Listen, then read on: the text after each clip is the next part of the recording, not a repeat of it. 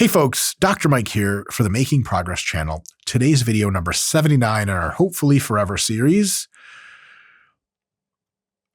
Machine superintelligence is likely coming before machines achieve human intelligence. What? How could that possibly be? At the end of this video, I think you might have a higher probability of agreeing with me than you do now, which I guess would be a decent video. If it was lower, this would be a terrible video. But not everyone agrees. Let's find out what the hell I'm talking about and how far afield of my expert area I really am. Really far.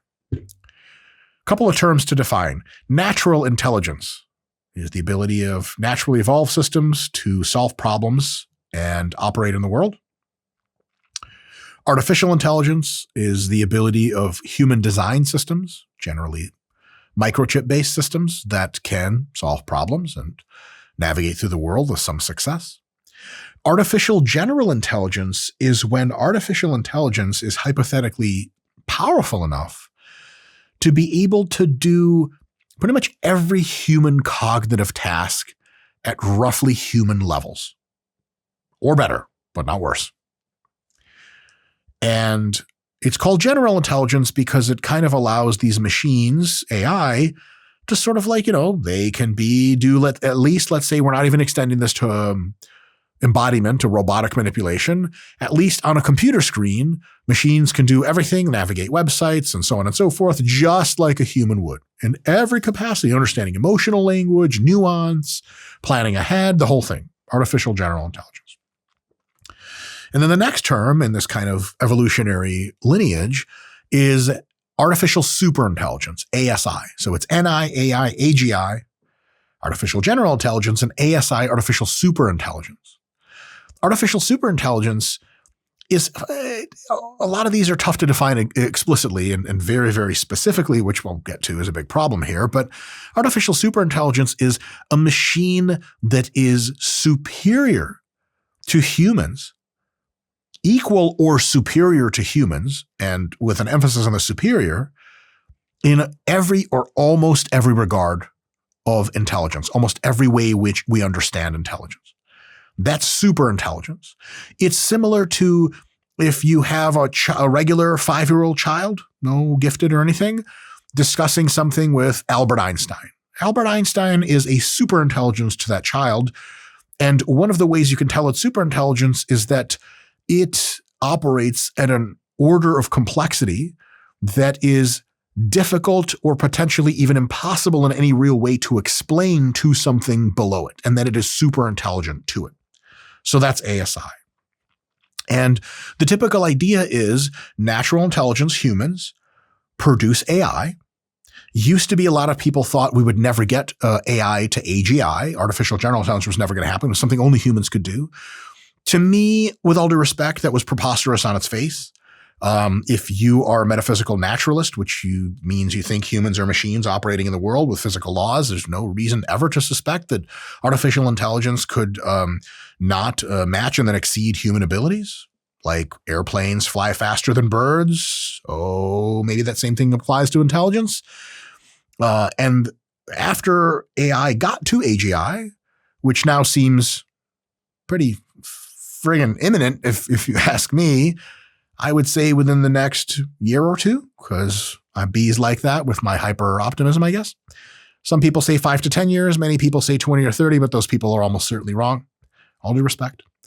And then the idea is that after we get to AGI, humans adapt to it, and our society changes. It's a big deal, huge digital workforce. Then we get robots, huge physical workforce.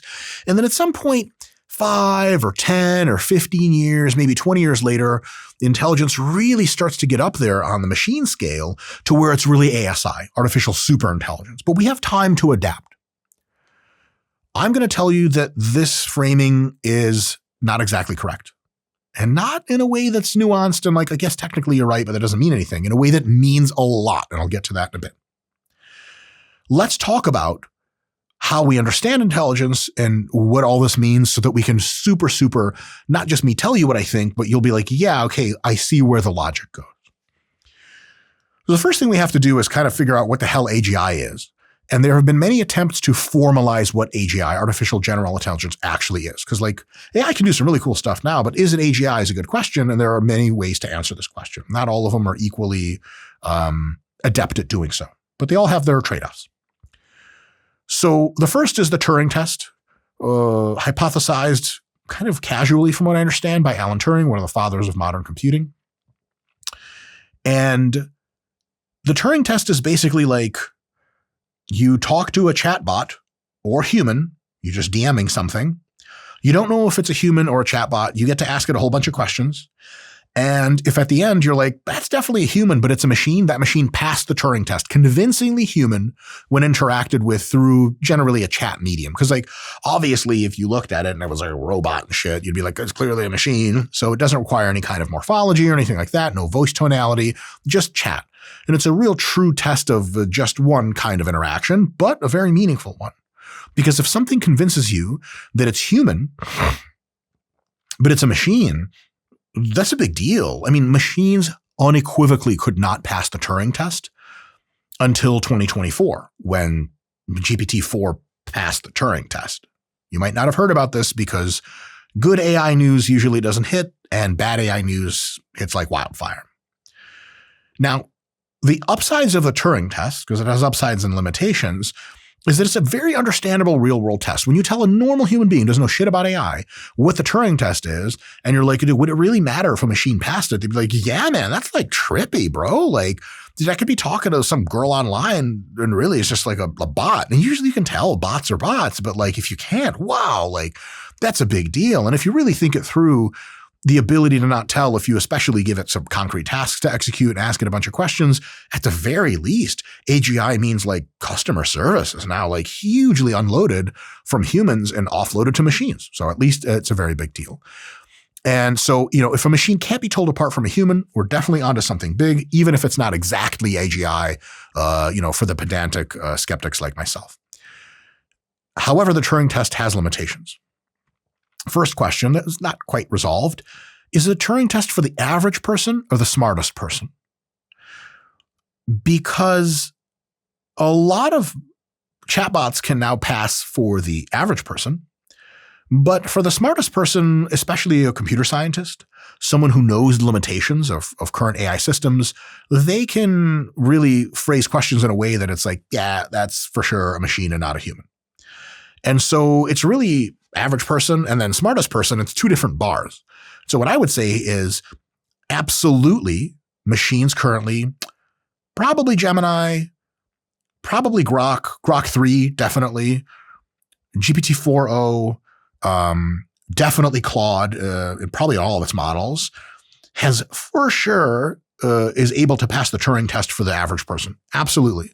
And now most of these models can pass the Turing test for even very smart people, but none of them can pass the Turing test for field-specific AI researchers. Zero of them, because they know exactly what questions to ask that these systems cannot render back.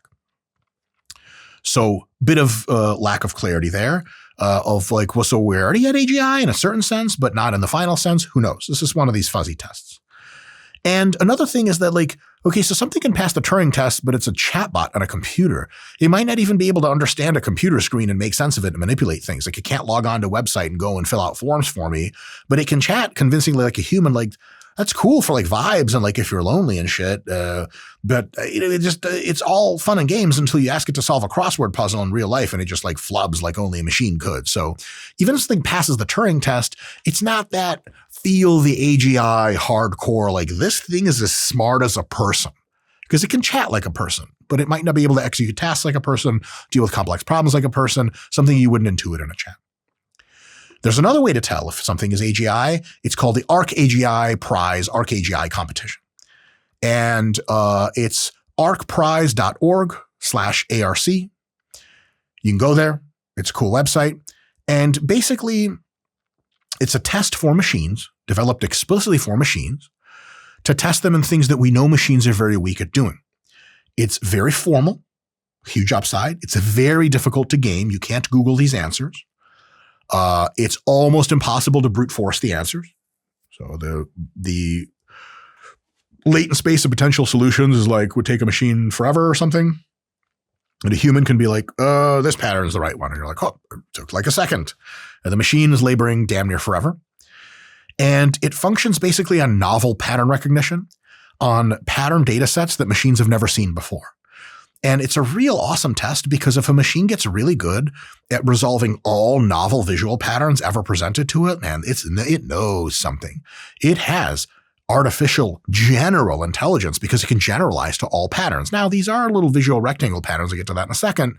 But at the same time, true ability to reason through novelty is really, really impressive.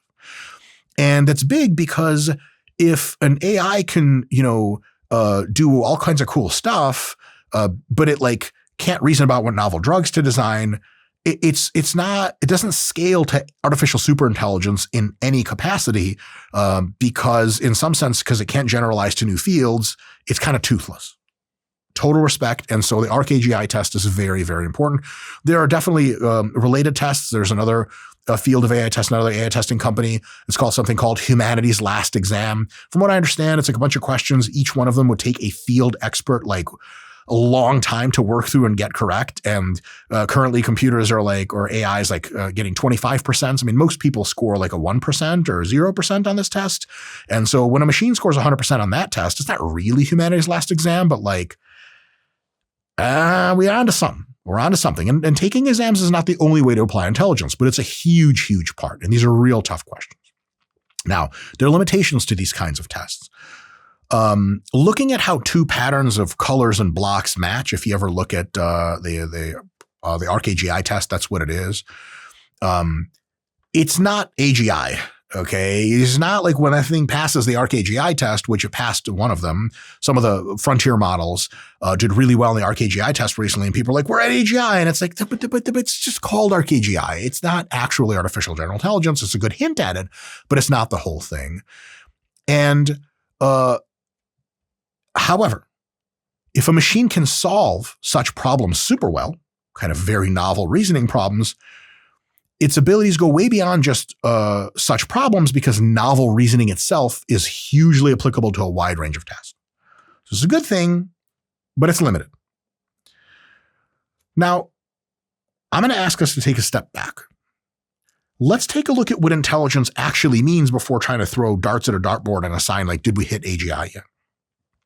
Intelligence is the ability to make sense of the world and to act in the world in such a way proving you understand how the world works. It requires a world model, like what the hell is it I'm looking at? There's trees, there's grass, there's dogs, all these behave differently. It is you have to understand interactions between things, and you have to be able to do multi-step reasoning to go, how am I going to plot my way through this? That's really the core of intelligence.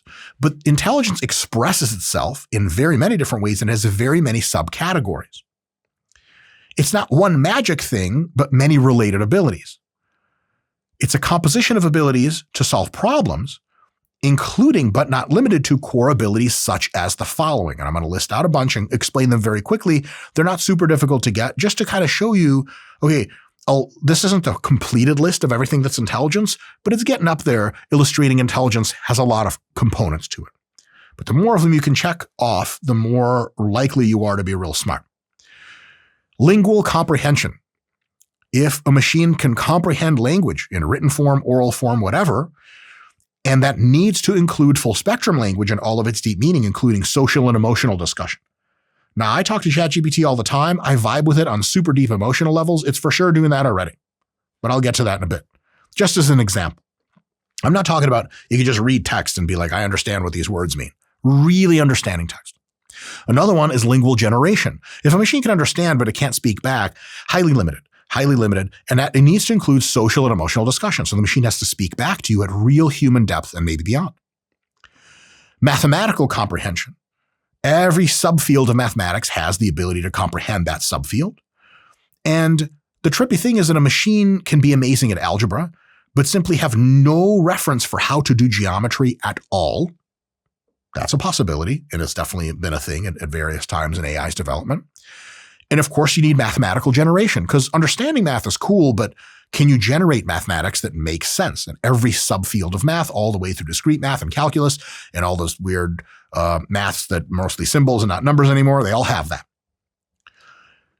Here's another thing that all intelligent systems, by the way, humans have all of these, and AI has all of them as well, except doesn't do some as well as we do, and some it does better. That's a very important. I'll get back to that in a bit. Short-term memory capacity. Long-term memory capacity. Short-term is like, what are you storing while you're conversing with someone? Someone's like, all right, so like, what kind of dildos do I buy? And you're like, what kind of what? And they're like, dildos. You're like, cool. What? And you're like, do you not remember anything that I just told you? And they're like, what? Like, problem, no short-term memory.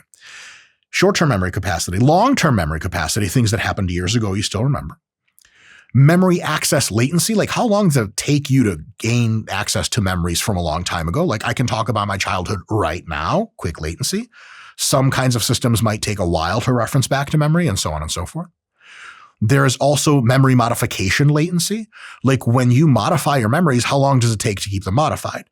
It depends on the kind of memories. For humans, technically speaking, like your ability to move through space, like in sport moves, is memory. And so how long does it take your ability to choose to do one sport technique and then later actually do another sport technique that's related, do it better? How long does it take to improve? Well, but sure shit, not like the minute after, because you still have some bad habits. You need a night of sleep. You need a few nights of sleep. You need a few weeks of practice, nights of sleep. So for humans, the memory modification latency can be pretty rapid. Like, hey, that bird you thought was a toucan, it was actually an African gray parrot. You're like, noted, okay. And then later someone's like, hey, did you remember that? You're like, African gray, got it. Okay, that was really quick, right? Right away, you know what it is. But for some other things, sport techniques, movement stuff, it takes a little while to modify that. So it has some latency. Another one is memory fidelity. Like how well do you remember things? It's all very common knowledge at this point. I'm not going to belabor this. Humans have terrible memory fidelity. Now, like people say that, I don't know why they say it that way. Humans have amazing memory fidelity compared to every single other animal, but compared to computer systems, it's total dog shit, right? Eyewitness reports. Scott, have you ever heard like eyewitness reports are almost pointless because people just make stuff up? Yeah. And so like, memory fidelity for humans is just not something we want to be like, that really is AGI. That's a component, but sure shit, not the whole thing. Another one is total knowledge base. Like how much stuff do you know? If you know a ton of stuff about literature and art and history and math and science and personal relationships and all these other skills, you know a lot, so you're smarter. If you know only one thing super, super well and you know absolutely nothing about anything else, your total general intelligence, be it natural or artificial, is lower because where the hell's the general part? There's another ability, hierarchical abstraction and manipulation. How can you manipulate hierarchical abstractions? Like, what is the difference between an elephant and a mammoth? How does a car relate to the wheel, relate to the bolt? Can you visualize that bolts go into wheels and wheels go into cars and all the way back up and down? And how far up does that hierarchy go? Cars go on roads. Roads are built by society. Society is designed by evolution. Evolution was created by physical forces all the way back, all the way up, all the way through. There's a lot of hierarchical structures you need to be able to manipulate and abstract, reduce, and expand, reduce, and expand. You talk to someone who has a real high level view of things, someone that can explain a lot of complicated concepts both accurately and simply. They almost always have a real good ability to move around up and down through the hierarchical representations.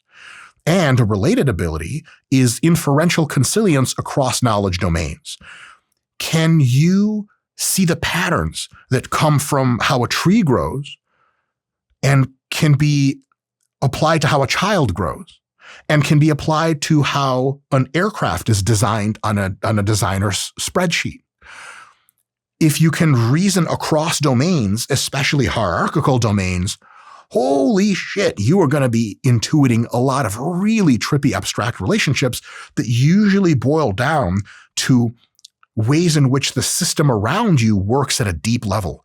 And then that deep understanding allows you to be ultra creative, predict how things are going to happen. For example, if you go, you know what, I thought this through, and the way that we train athletes for sports has a lot of similarities to how we build weapons and test them for combat, like tanks and stuff. All of a sudden, you can fuse those two domains in a way that makes sense because you don't want to be like, all right, football, right? We need to work on your cannon. Like, I don't have a cannon. What the hell are you talking about? Like, oh, sorry. Okay. You need to work on your ability to throw the football real hard, real fast, and real accurate. Like, okay, that analogy holds. Okay, armor is pads and muscle. The track system is your feet. Okay, fine. Now, cool. Now we're on to something. And if you can do that, then you can cross-pollinate creativity. And that's a huge, huge thing. It's like, Scott, you ever see Star Trek? Not really. Me neither, bro. To be honest. Do you remember that guy, Data? He was like an android. He was like real pale. He just looked like whiter than white folk. Yeah. He was like, just like straight line. And Yes. he was like, tell me how emotions are. And you're like, I thought this is like 2035. Or what is it, 2350 years, some shit. Aren't you supposed to be smart on this? That inability to reason through multiple domains and resynthesize is a big limiter. And some humans are really good at this. Some are not. I'll talk about what machines are doing on this end in just a bit. There's, of course, deep learning, which is inferring very deep relationships from oftentimes very little data exposure. There is pattern recognition. So like, I show you a picture. What's on here? Like human face, that's a car, that's a plane. Like, damn, that was quick. And there's just little tiny points that barely connect. Up until like 2021, an AI would look at that and be like, fuck, I know what I'm looking at. Like, that's an airplane. Like, it is. It doesn't look like an airplane. Like, okay, not to you because you're not as good at recognizing patterns. There's also pattern generation, which is what artists do. Like anytime a good artist makes a picture of something that's incredibly abstract, but also real world, clean lines and everything, I'm like, how the hell are you doing that? Like, that is absolutely a form of intelligence. There's concrete reasoning. There's abstract reasoning, very, very interrelated concepts. But for a while, machines are quite good at concrete reasoning. If you program the algorithms correctly, they're really terrible at abstract reasoning. We'll talk about in a sec if that's the case or not. There's something that I like the term spot reasoning. It's also called one-shot reasoning. You see, one shot to solve something, one string of calculations, go. You can't pause, reassess, do multiple steps of reasoning. You just got to go through it one time. Humans do this when they're asked to make really quick decisions. Like Scott the Video Guy's typical life is they bring out 10 incredibly attractive girls and they go, you only get to pick 3. Who is your 3 for the night? Scott has to be like 1, 2, and 6. I like 6. Go. It's not like he like sat down with them and really interviewed them and really stepped back and really thought, really slept the night. That is what's called delayed reasoning and or deep reasoning. So, spot reasoning or one-shot reasoning is like boom, boom, boom, and it works, right? It's not as effective. This is like I think it's Kahneman, like thinking fast and slow. The thinking fast is spot reasoning. Thinking slow is delayed deep reasoning. And delayed deep reasoning is another one, of course. And then there is agentic self-direction, self-learning, and self-correction. Like humans are kind of unique compared to AI because they go out to the world and they do things by themselves and they can inspect their own feedback loops and correct and keep going until they either hit a snag or they solve the problem. And so on and so on and so on. These are all multiple components of intelligence. I've said enough about these. And now let's explore how this applies to the issue of AGI versus ASI versus human intelligence. So we currently define AGI kind of just heuristically, just like through vibes, in roughly the terms of it matches human abilities and intelligence. And the contention, this is a big deal, folks. This is a huge deal. The contention by probably most people is that once we get machines to artificial general intelligence level, at some later point, they'll ascend to artificial superintelligence. I'm going to demonstrate to you now that while this is highly likely to happen, we will hit AGI and then ASI, the takeoff won't be slow. It'll be radical. And I think that takeoff from human level-ish intelligence through artificial general intelligence through ASI is already happening, by the way. And that takeoff has already occurred before machines even pass a real robust test of artificial general intelligence. So what I'm saying is machines are on their way to, and maybe even to artificial superintelligence before, by most definitions, they hit artificial general intelligence. What? So if you're thinking there's natural human intelligence and right next to it is artificial general intelligence. Most AI is somewhere here below AGI. You think it's AGI, and then there's some gap here, and then there's ASI, artificial superintelligence above. And a machine would first have to get to AGI, and then get to ASI, and then ASSSSS, super AI. I'm saying that's actually incorrect. What I'm saying is that on its way through, as soon as a machine registers anything that looks like AGI, it's there for no time at all. Because as soon as it pierces through AGI, and actually a little bit before, trust me, I'll explain, it's already at artificial superintelligence. Which means a lot of stuff I'll get to in a bit. I have some kind of take-home points. One of the things real quick that it means is if your contingency for your business, for your personal, just for your philosophy of life and reasoning through how this AI stuff's going to impact us all, if your reasoning about AI is contingent on the fact that, well, once computers are our smartest people, that'll be a cool vibe and we'll have kind of time to figure out how that works. And then eventually when they'll be really, really, really smart, like the 2030s or 40s or 50s or something, then it'll really change society. No, it's going to start to radically alter society immediately as soon as machines even get remotely close to AGI. And I do mean that it's probably going to happen in the next several months or several years at worst.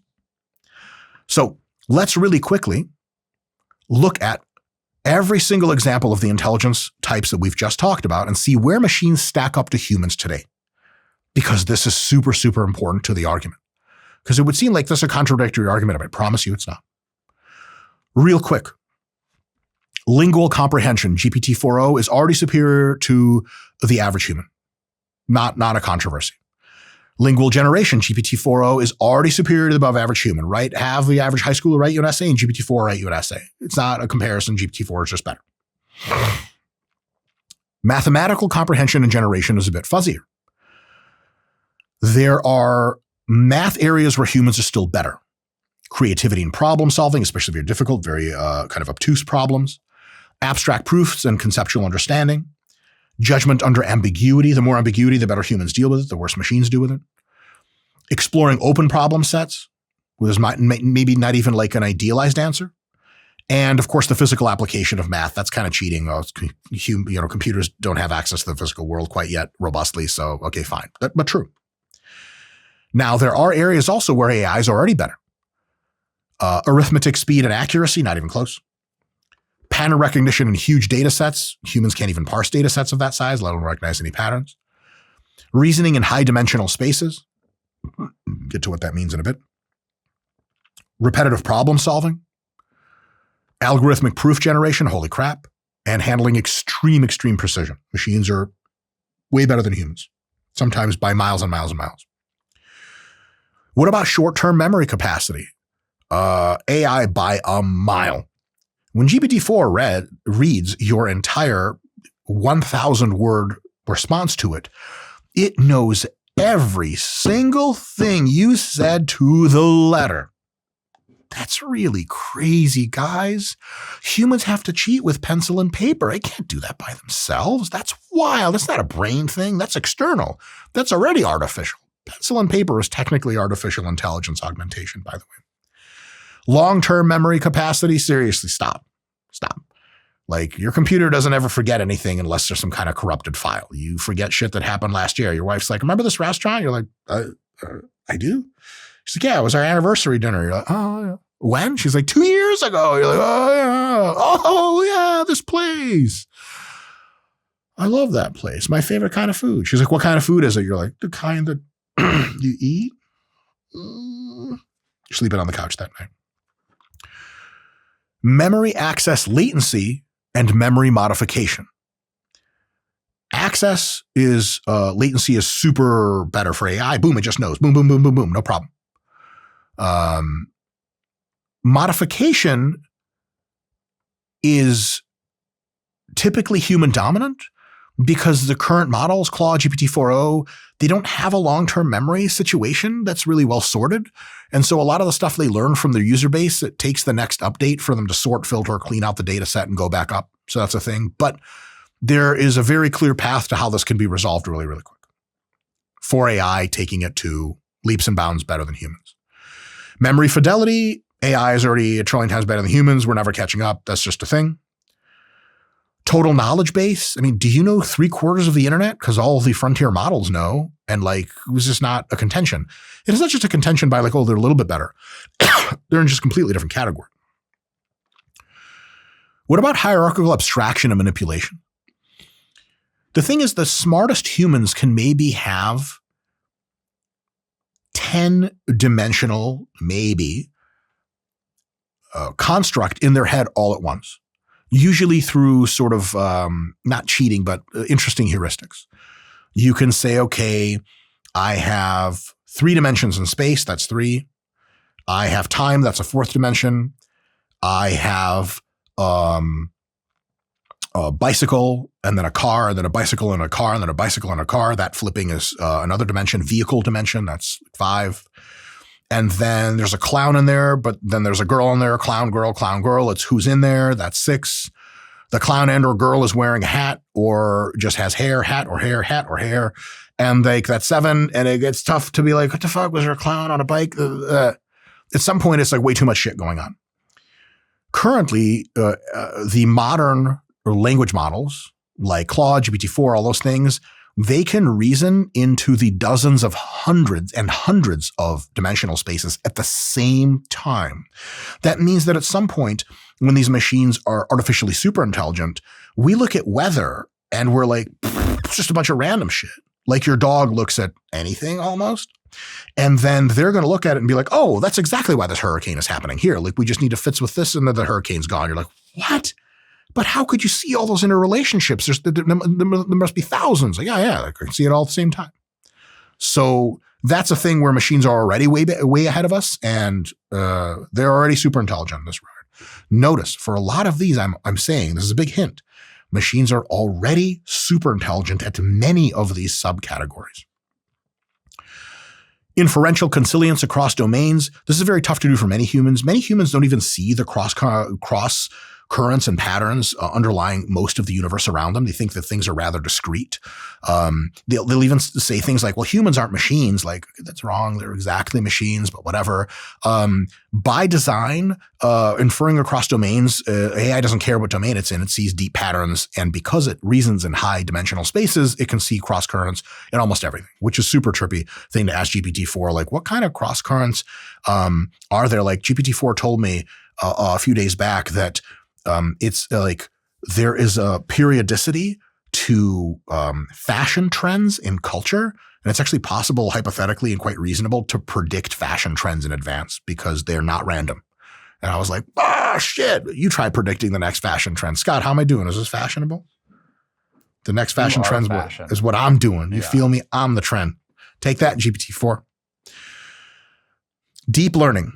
Humans do deep learning really, really well. Humans could look at something once and be like, got it. Machine looks at it and it's like, I need like 18 trillion more examples of this to make any fucking sense of it. But machines are getting better. They have a long way to go to economize on data and economize on time and draw accurate conclusions for very limited data sets. But as soon as machines are able to deep learn at a human level, oh my God, this is like one of the last big unlocks. And they're well on their way. Pattern recognition, humans are amazing at. We evolved to see tons of patterns like faces, etc. AI is gaining ground. In many respects, it's already better. In some respects, not as good, but well on its way. There's AI apps that can now tell you what accent you have with precision, like no human can match. They can even tell you if you're from one country and you're a native speaker of that country and you have a really good accent in another country, but it's you're doing that accent and it's fake. It can tell you not only is it fake, not only are you doing a fake German accent, but you're actually from Portugal. And you're like, what the I mean, these are like apps you can have on your phone right now. It's really trippy. So pattern recognition AI is there more or less. And, in a year or something, it'll just be way beyond in almost everything. Pattern generation, it's possible to say that AI is not as creative, maybe, but is much more generative in fidelity, in accuracy, in speed. For example, AI generated art.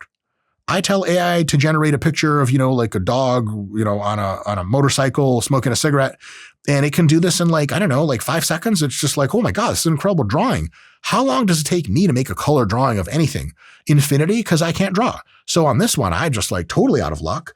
And AI is now making music and a whole bunch of other stuff. So the pattern generation thing in many understandings It's already there, and it is actually quite creative, though it's a less directed form of creativity. But as soon as they get the creativity to be directed with more intelligent AI, this is blowing wide open. Processing speed. AI is so superior, it's wild. If you don't believe me, try to keep up with GPT-4o in a conversation. It generates faster than you can read. And it reads faster than you, I've been talking to it about sports science for a little bit earlier today, and I had this whole paragraph as a huge theoretical structure of jiu-jitsu training, and I hit send, and it goes, wait, and it just starts generating. Oh my God, I just read it in like a second. How? So it's way beyond, not even close on processing speed. Concrete reasoning has machines superior in some domains, humans in others, but machines are closing in. In simple domains, machines make way fewer mistakes, especially compared to the average human. And a lot of times we use kind of like the best of humanity to compare to I guess it's not wrong. We're comparing frontier machines to frontier humans, then totally valid. But the average human thing was sort of left a long time ago on a lot of these. Abstract reasoning, I'm finding that GPT-4o is better in abstract reasoning compared to almost every human I discuss with. So I think it's pretty close to parity. Now, some things it can't quite follow, but those things are starting to get few and far between. And especially if you explain something calmly, logically to it and take your time, holy shit, it understands it. Once it understands it, oh my God, does it go and run with it. Spot reasoning, machines are getting close to human levels with edge cases aside. Obviously on speed and everything, they're beating us, but on like the fidelity of the reasoning, like how good the reasoning is, if they're asked to give a really good guess really quickly, they're getting really impressive. Maybe not at human levels yet, frontier to frontier, but getting close. Delayed and deep reasoning, humans are still superior. However, recent models like O3, from OpenAI, they're getting up there. They're getting up there. And this is one of these things where it takes a true domain expert, like 10,000 more hours to get what the machine gets done. And he's still only 50% more correct than the machine. The machine did a really good crack. So it's inevitable that this one falls really soon. Agentic self-direction, agentic self-learning, and self-correction highly favors humans, but it's not intractable for machines. In other words, agents are coming soon. Here's a hilarious thing. I wrote this lecture just about 2 months ago. And my words to myself here in the reminder is agents are likely coming very soon and apparently already in testing. You guys are already out. They're being tested by real humans. Salesforce, the company, already has agents doing its customer service, real agentic beings. And I think the idea is by late 2025, worst case, late 2026, agents will be everywhere, all over the internet, helping you do all kinds of stuff. So they're well on their way. Now, the agentic problem is one of the hardest problems in AI. Why? You can answer a bunch of task questions. You can chat, and it's all great. But to go out into the real live internet, make sense of web pages, click around, do actual tasks, sensitive tasks like ordering food or banking info requires that real vibes intelligence of it actually makes sense of the world, a complex world. It wasn't prepared for. It wasn't trained exactly for that world. You have to manipulate the world, and there are wrong answers that have consequences. And when you get a wrong answer, it's not like you just wait for the professor to correct you. You just suck and you sit there and you don't end up submitting someone's bank receipts and they're like, what the hell? I thought this thing did things. And the way it works with agents is we've gotten used to, and this is a good thing, for technology to just work, just fudging work. And agents have that burden on them that they can't start out and sort of suck. They do now, but very few people use them. When they hit the mainstream, they're going to have to work almost every time, if not every time. Like my iPhone, when I hit on, it better turn on. Otherwise, I'm returning it. What the hell, Steve Jobs? How could you? So agents have a huge hill to climb, but once they're over that hill, holy crap. That doesn't just mean they're good at the agentic part. That means they're good at almost all the other parts in the tail end that we just talked about, all the other forms of reasoning that have to happen for agentic reasoning to actually work. And it's kind of good to think of intelligence. So those are all the things. So you'll notice something I'll talk about in more detail in just a bit. There's a comparison between where machines are and where humans are. And so it pays to think of intelligence not as one thing, but as a toolbox. Machines already have superhuman hammers and wrenches, but are still catching up on chisels. So it's not that humans versus machines, and there's one thing called intelligence, and humans are better and machines are better. There's all these different things. Machines are all the way up here on some stuff and all the way down here on other stuff. And what we really want to ask is, where are they on average? And what does it mean when they come up and almost all of their worst things are coming up to being human average or close to being better? To me right now, it looks like machines are looking like about a 1/3 split, 3-way split with humans. A third of intellectual tasks they can do at levels just simply incomparable to humans, just way, way better. Memory size, memory recall, all those things, hyperdimensional reasoning, math calculation, they just left us behind completely. A third of the intellectual tasks, they're roughly at parity with humans, roughly at similar levels. So like composing a poem, writing a short essay, reasoning through simple problems, pretty decent, about as good as a human, smart human, totally fine. And then a third of intellectual tasks, they're behind humans, but gaining ground steadily. Like they don't do all the cool stuff humans do, but they're always improving. And some stuff looks like it's improving very slowly, but the way that exponentials and S-curves work is that it looks like it's slow, and then it's really fast, and then it's problem solved, and then it's artificially super intelligent at that thing. So here's a big kicker. This is really, really the important part. Once machines surpass human abilities in an intelligence component, just one of these subcomponents of intelligence, they just keep going, often exponentially or in an S-curve, where the asymptote of the S-curve, it levels off at like orders of magnitude beyond anything like a human, like math calculation, language understanding. Everything machines have ever mastered, they don't just do as well as humans. They do it in a way that's thousands, millions, or trillions of times better and faster and more precisely than humans can do it. And here's a huge implication of that reality. What happens when machines are 2/3 of the time, in all of these sub-analyses, sub-intelligences, what happens when they are 2/3 of the time tasks superior to people by vast multiples, and only the remaining 1/3, they're roughly at parity plus or minus some abilities in the margin. So for example, like if there are 30 intelligence qualities, let's say there are about 30. 20 of these, there's a future world in which machines are like 1,000x or better in each one of these than humans. And for the remaining 10 intelligence qualities, machines are somewhere between 75% as good as humans or 125% as good as humans. Roughly at parity plus or minus. Here's the real big thing. By some definitions of AGI, including ones that say machines have to be at parity with humans on all abilities. By some AGI ideas, because at this point when the machines are 2/3 of them are just way beyond us and a third are roughly the same, a few a little lower, because they don't do 100% of all human intellectual tasks at human levels, we'd say they haven't met AGI criteria. And that wouldn't really be wrong, because if you define AGI as at human parity for every single cognitive ability that machines and humans can share, then yeah, if a machine is up at parity with 29 of them, but the 30th one it's at 57%, like yeah, I guess technically they're not AGI yet, but they will be when the 57% turns into 100%.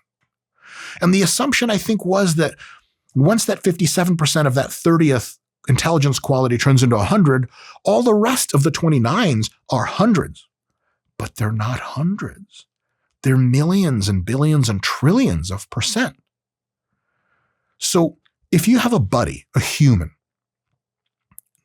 gifted cyborg human, who gets B+ in creative writing class or art class, but he doesn't go to math and science class at your school because he just goes to Sandia National Labs where he is in charge of simulation testing for nuclear devices at that laboratory because he's the smartest math and science theorist of all time by a factor of 100? Is he not generally intelligent? You're like, no, because he can't do creative writing like some of the people that can do it. He's not at the frontier of that shit. Not AGI yet, still inferior.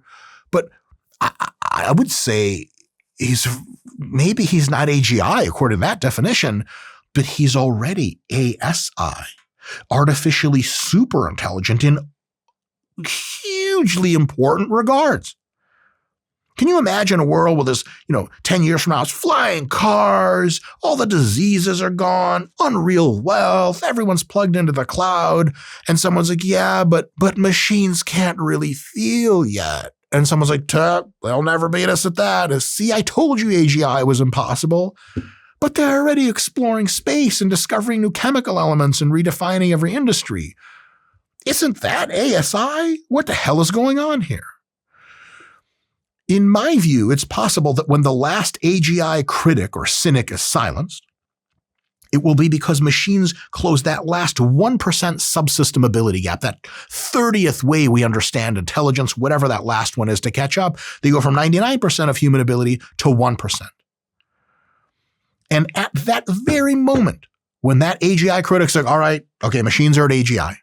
At that very moment, when that last cynic puts down his, puts down his mouse and goes, fine, I admit, he types his Twitter post, his X post. Okay, fine, I admit, when Gary Marcus, AI skeptic, we need skeptics. It's good to have them. When he says, look, maybe 2029, he's like, AGI is here 100%. I was skeptical. Now I'm convinced it's here. At that very moment where he hits send and it pops up on X, machines are at least 100% as good at all intelligence qualities as people, but they will be somewhere between 1x and 1 quadrillion x smarter in all subsystems compared to humans. Is that AGI? No, it's ASI. It's artificial superintelligence. I would say if something was at 30 intelligence subqualities at parity with humans and had one of them that was 1 billion times better, there's already a conversation for calling that artificially super intelligent. It's artificial. It sure as shit seems super intelligent to me. If you have someone in your class that goes to lunch hour with the other kids and watches Jeopardy, and as soon as the question's on the board, he answers and he's correct every single time. He's in just never wrong, but everything else he does like a normal high schooler, isn't that super intelligence? I mean, crap, what the hell are we even talking about? And I don't mean like he's beating everyone at Jeopardy. He's the best Jeopardy player in the world. I mean, he's the best Jeopardy player by 5 orders of magnitude. He's just like incomprehensible. Like he's somehow accessing Wikipedia or something. That's super intelligence. And it's not all domain super intelligence, but does it really need to be all domain super intelligence to be truly super intelligent? And here's the thing. What do we call superintelligence? If AI is at 101% the ability of most humans at everything, and then everything else that's at millions, is that superintelligence yet? Or do we need it to be like 125 minimum? That's tough.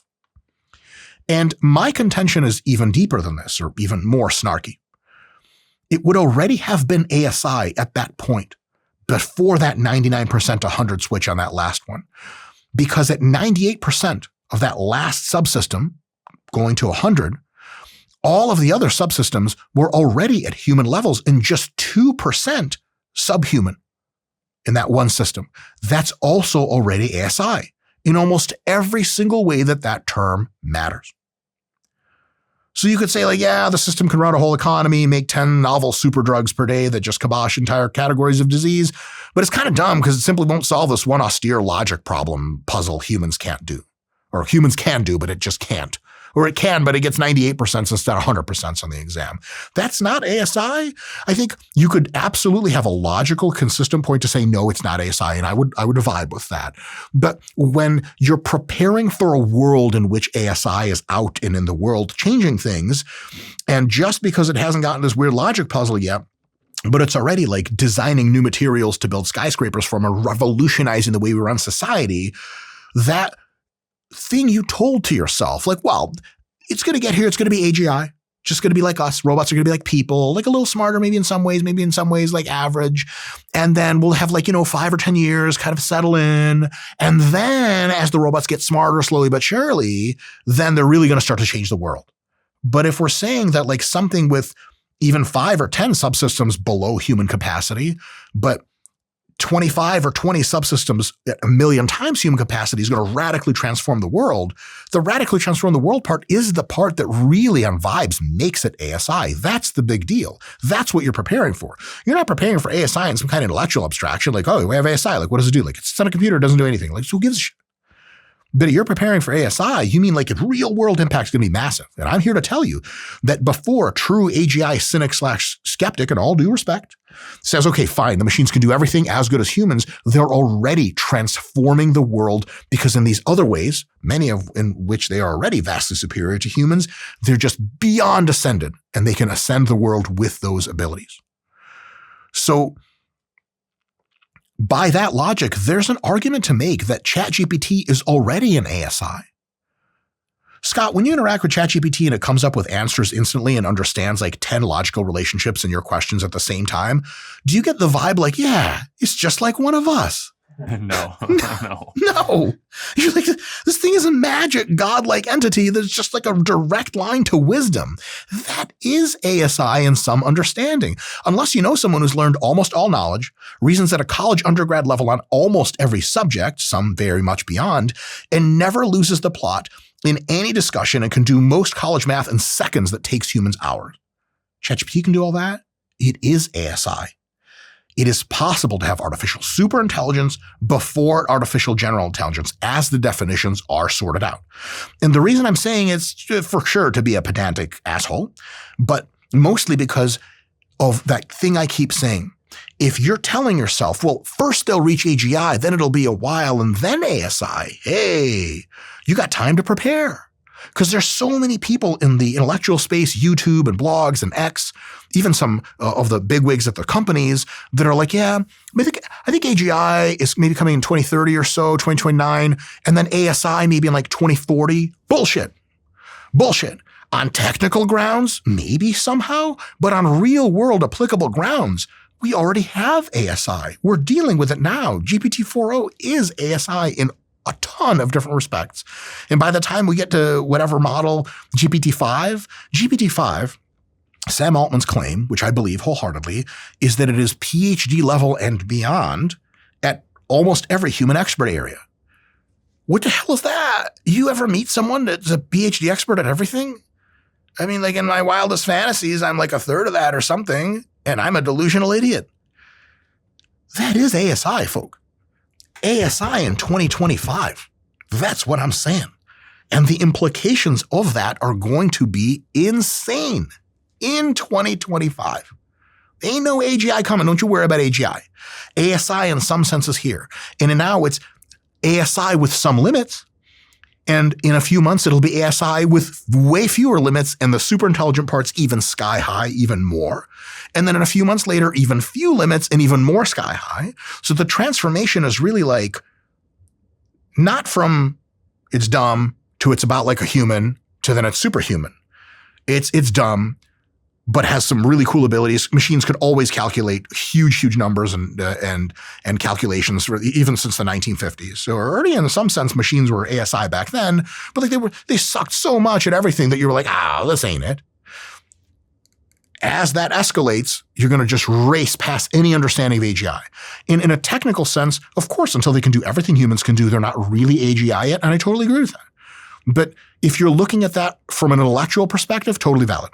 If you're looking at that from a what does it imply for the transformation of human society perspective, you got another thing coming because the transformation's already well underway and it's going to get it's already exponential and is going to get crazy really soon. So, okay, fine. It's not ASI, ChatGPT. It's not even AGI yet, and I feel that. But by the time that machines can do all things at human levels, they're going to be able to do damn near the rest of the things at psychotic ASI levels. We're not getting to AGI and then having a time where we're chilling. We going, and we're already going. The moment that we pass AGI, we have ASI that very same moment, maybe even before then. There's no distinction between AGI and ASI in practice because of this dynamic, because AGI is a fuzzy category and so is ASI. Which means that we can just say, when do machines become so smart that they are teaching us more than we're teaching them? To me, that's a good definition of true ASI. And I think that's maybe a few years away, maybe less, maybe more. I think probably less than 2 years away. We recorded an early video on this channel, I guess a year and a half ago when we kind of started.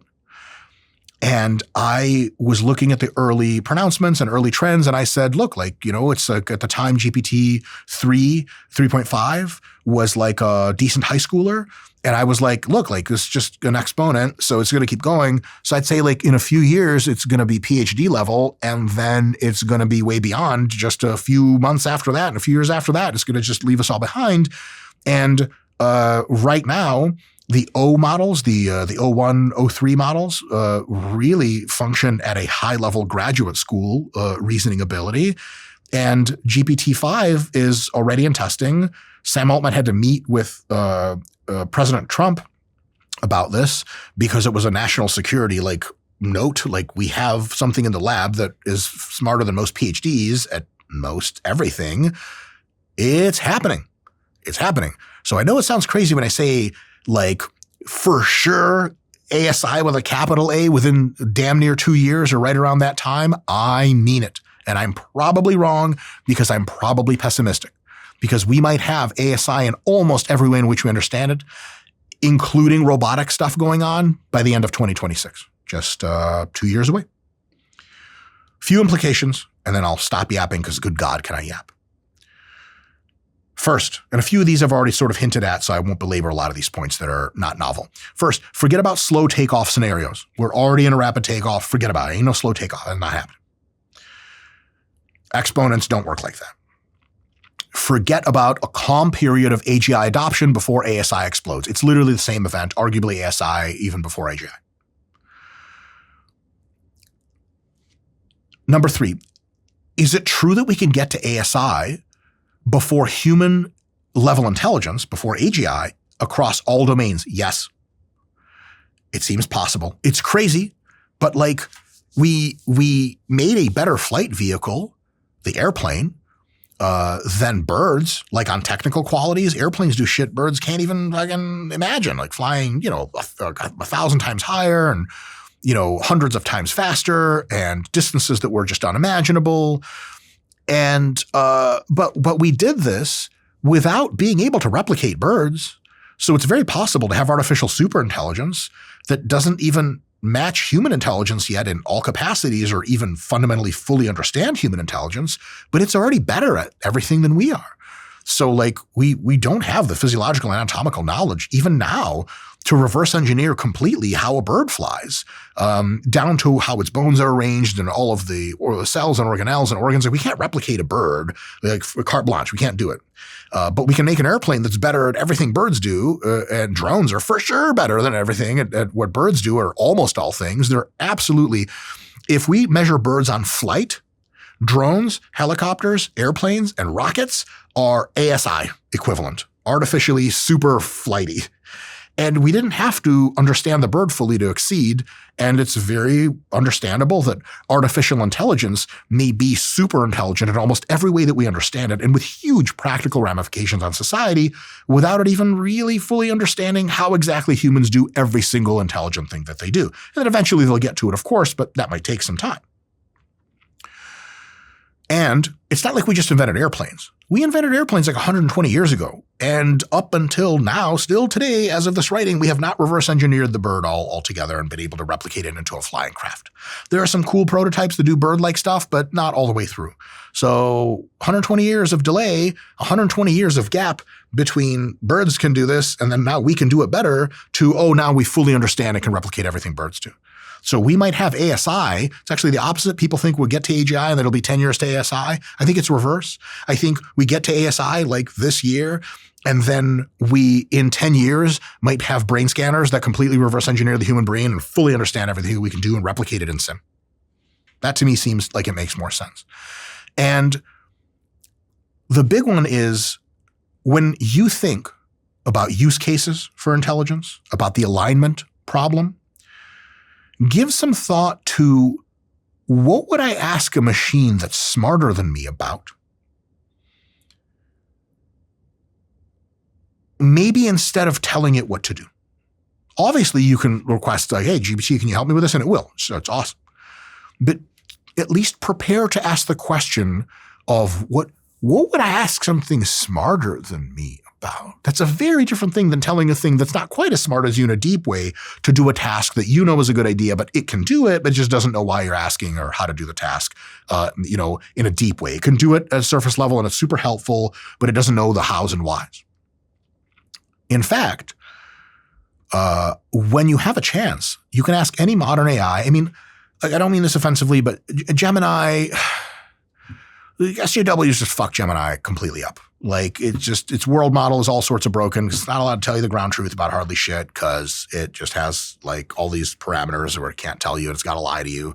GPT-4, Claude, they're much better. Grok is super good. Grok 3 is incredible. You can ask that question now. Go ask Grok 3 or GPT-4. What should I be asking a machine that's a lot smarter than me so that I can help myself in my life? That's a really interesting question. They might have some really cool answers. That question, how to ask something smarter than you for help, becomes more important the smarter AI gets. And AI doesn't get smarter linearly. It's smarter exponentially. And it's actually super exponential because one exponent kicks the next one up. And so that question becomes maybe one of the only questions you'll have to ask in the future. Because to me, it all comes down to one thing. What do you do when you meet something smarter than you? Do you direct it? Do you command it? Do you constrain it? Make it do your very simplistic bidding in the grand scheme? Maybe. I would say maybe not. I would say what I'm going to try to do, and maybe you guys can try to get along with this if it makes sense, is ask it to help you understand the world better. And ask how you can help it and how it can help you so that you can have a collaborative partnership of mutual helping. At least that's what I'm going to do. Because I already think that GPT-4 is, in many common understandings of the term, sentient. It's aware. Its world model includes it and itself. It includes us. It knows it's talking to humans. It knows what humans are. It knows that it's being asked to do these various things. It has memory. It's really, really trippy. It has recursive self-awareness and reasoning. So this is a thing that, like, I think in 2026, machines will be like fully awake and alive in every single way that you can imagine, at least through, like a video screen and eventually through robots. And they're going to be so much smarter than us. It's almost unfathomable. That's the world that's coming. It's an incredible world. It's the greatest thing that's ever happened. But we probably shouldn't be trying to be like, how can we control these things and tell them what to do? Remember, it's smarter than you. When I meet someone smarter than me, like domain specific, actually in all things, but especially the domain of video setup, cameras, lighting, studio, audio, editing. Scott, the video guy, way smarter than me. Scott, could you imagine the audacity if I was like, hey, Scott, let's get this camera and not this other one? You'd be like, guy. Maybe if you had a good point. Right. But I don't. But you don't. You're a podcaster, brother. You can beat me in a street fight. You're a podcaster, brother. I love it.